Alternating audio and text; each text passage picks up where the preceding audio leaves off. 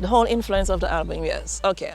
I wanted to highlight women of biblical times and their role, because there are certain women in the Bible that did some dramatic, heroic things that I think often get overlooked, and I wanted to highlight those women.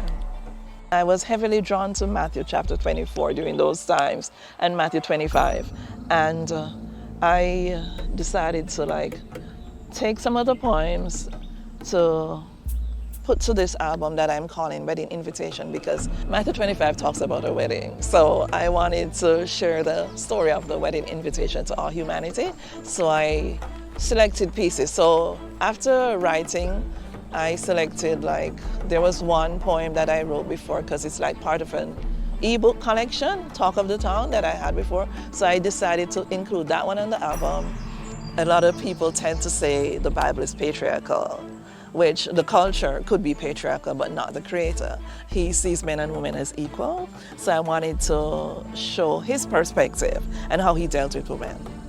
And so I included poems like Rahab. She was looked down upon because of her profession, but she was such a hero that I wanted her story told. Also, the poem Talk of the Town.